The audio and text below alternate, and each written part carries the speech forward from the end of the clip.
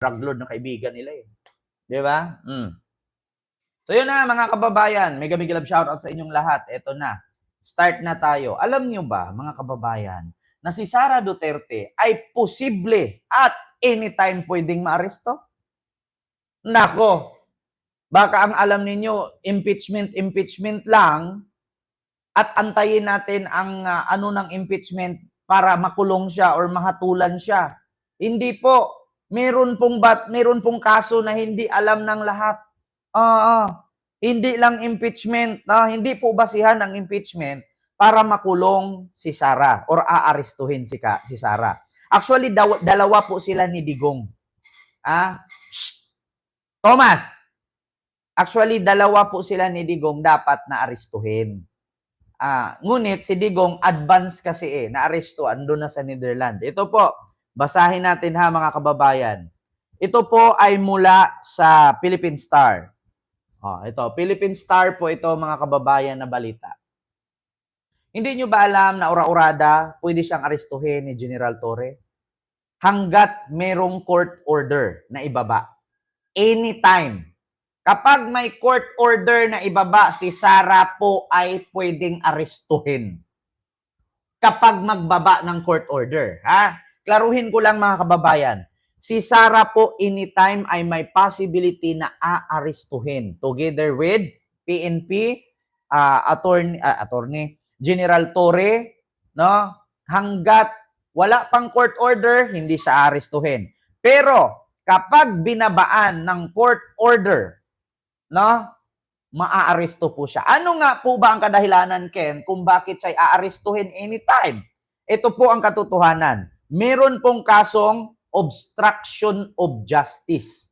Wala po ito at hindi po ito kasali, no, sa impeachment complaint sa Article 1, 2, 3, 4, 5, 6, 7. Hindi po ito kasali sa Article 1, 2, 3, 4, 5, 6, 7 sa kanyang kinakaharap ngayon na impeachment complaint. Ito po ay obstruction of justice.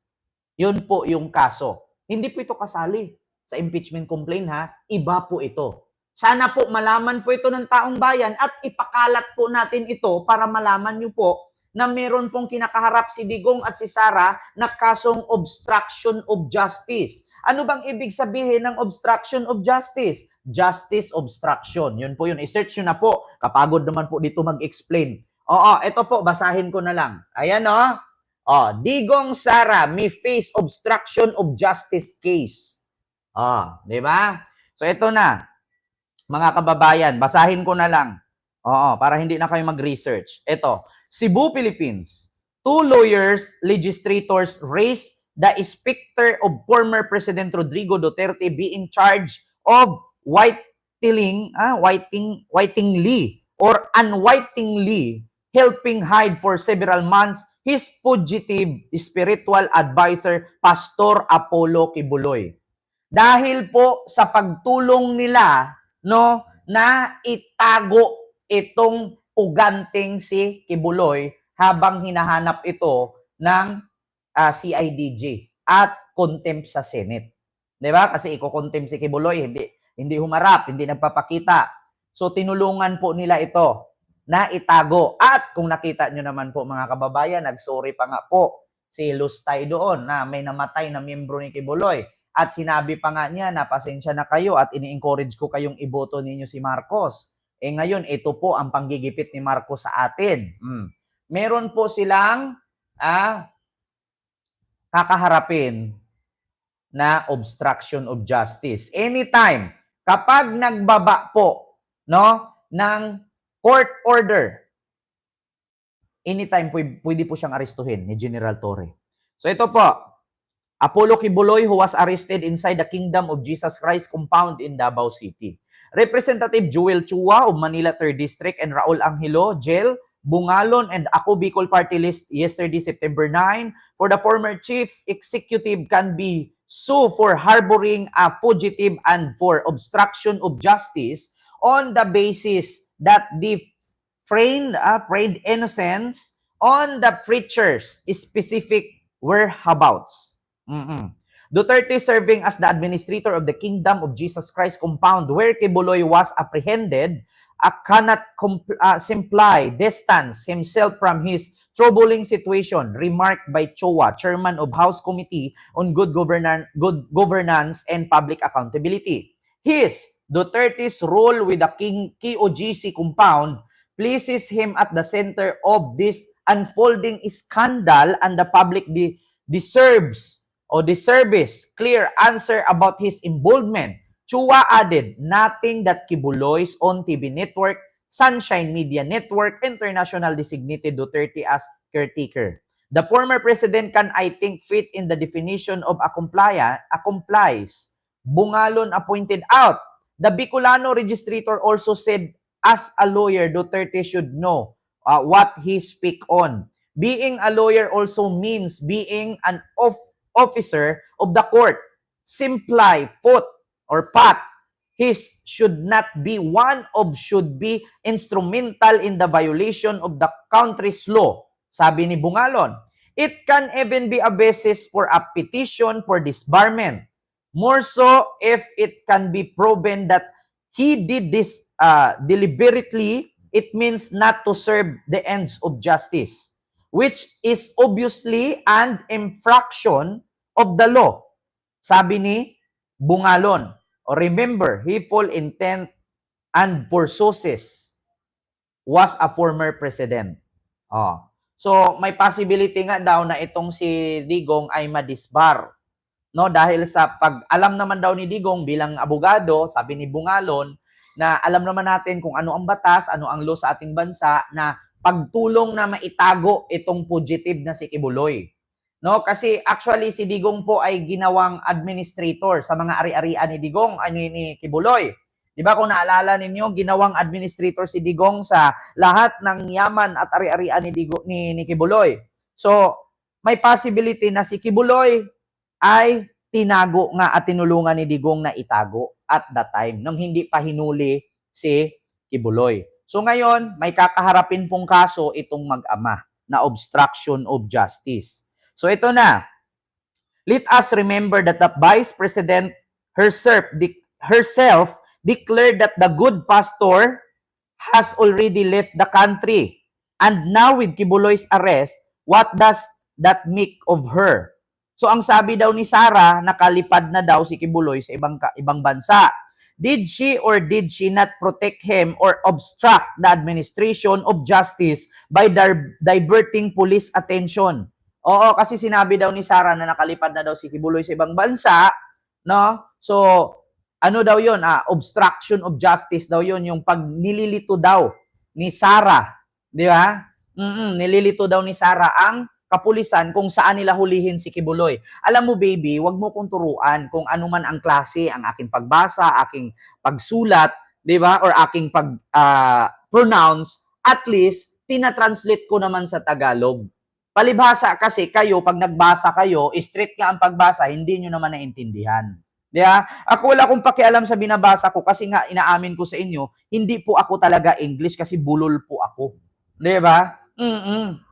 Ngayon, ito lang ang sinasabi ko sa inyo. Sa pagtulong ni Sara at ni Digong kay Kibuloy na hindi nila agad ito sinuko sa kapulisan, noong itong si Kibuloy ay hinahanap ni General Torre, maaari po silang makasuhan ng obstruction of justice at ito po ay ikinaso na nga. Kapag meron ng court order na ibinaba mula sa korte anytime, pwede pong arestuhin itong si Sara at si Digong. Ngunit si Digong ay naaresto na. So, anytime pwede. No extradition request. Nakalagay. Marcos said, there is still no extradition request from the US for the transfer of Kibuloy. Ito pa, mga kababayan. Meron pang possibility na kapag mag-request ang Amerika ng extradition kay Kibuloy, inaantay lamang ng gobyerno ng Pilipinas ito. Kapag mag-request ang Amerika ng extradition, anytime, pwede din pong ipadala ng Pilipinas si Kibuloy sa Amerika. Kasi wanted nga siya ng FBI, di ba? dahil sa ginawa niyang kalukuhan doon sa Amerika. Nagtatago siya dito sa Pilipinas at hindi siya mahuli-huli nung panahon na siya ay nawanted ng FBI at ng Interpol kasi bakit? Si Digong ang presidente, si Digong ay kaibigan niya. So ngayon, wala ng power si Digong ay nakulong, open po ang ating bansa para makipag-collaborate, makipag-coordinate, or makipag-cooperate sa Interpol or sa US kung hihingi man ng extradition ang US para si Kibuloy ay isuko sa Amerika. No? Inaantay lang pala ng palasyo. Marcos said, there is still no extradition request from the US for the transfer of Kibuloy. He added that the judicial process for the KOGC founder would process in the Philippines before an extradition is considered. Ayan na. Ma'am Yamalais, Miguel of shoutout. Ma'am Rosana, hello po. No? So, eto na, mga kababayan, ang katotohanan. Ayan na, mga kababayan. So, anytime, si Sarah, kung may court order, ibababa, aarestuhin siya sa pamamagitan. Alam naman po natin kung sino mag-aaresto sa kanya. Di si General Torre na naman. Naku, alam mo si General Torre, kung lalagyan ko to ng star, mga 10 star na siguro to, mapupuno na siguro yung balikat at dibdib ng star ni General Torre. Biruin nyo, pinakamalaking dragon na tiklo na pahatid sa ICC. Susunod ang anak na queen. Ang sabi nga ni Jimmy, ano ba yon, yung witness doon sa magnetic lifter. Anong sabi ni Jimmy, ano ba yung guban? Together, in behalf of the princess to become a president for 2028, no? She is protected by. Diba? Sabi ni Jimmy Guban, kung naalala ninyo si Jimmy Guban, kaya nga sabi ko mga kababayan, nako, anytime pala itong si Sarah. May possibility pala itong mateklo, bebe. Diba? Maria Epps, Miguel Love, shout out po. Nako, mapopromote na naman si General Torre niyan. Sabi ni Ma'am Ina Garcia. Oo, nako, ano ba si General Torre ngayon? Baka si General Torre nito magiging Commander-in-Chief. Oo, magiging presidente na si General Torre nito. Nahuli si Digong, nahuli si Kibuloy, mahulihin si Sarah. Nako, hindi lang 10 star ilagay ko ako nito, puno ng star ang uniform ni General Torre nito. Nako, my God. Palakpakan. Nako, court order lang pala ang inaantay nito eh. 'Di ba? Court order lang ang inaantay. Nako, anytime pwedeng aresto si Inday Lustay. Ito ang may mga kondisyones ito yung mga balita ito Philippine Star ito mga kababayan hindi ito fake news Philippine Star ito Philippine Star. Digong, Sara may face obstruction of justice. Ayan Philippine Star. Kayo na bahala magbasa. Screenshot nyo na lang. Hindi po yan gawa-gawa. Hindi po yan kwento-kwento. Oy, maraming salamat sa nagpalipad. Naku, hindi ko na makita. Nasaan na yon? Live It Som Trulin. Maraming salamat po sa iyong 25 NOK. No, super sticker. Thank you so much po. Ilagay sa likod ang star. Di ba? Nako, ito na mga kababayan. Nako, tanggapin nyo na kasi. Nako, si General Torre nito, baka 100 star na to. Alam mo dati, nung kinder ako, pag marunong kang sumagot, star. Diba? Star. Ganyan. Si General Torre, napuno ng star. Ang itawag na natin kay General Torre nito, Starlight. Diba? Diba? Lahat na lang ng kasamaan, may katapusan. Tama yan. Ako, patay gutom? My God.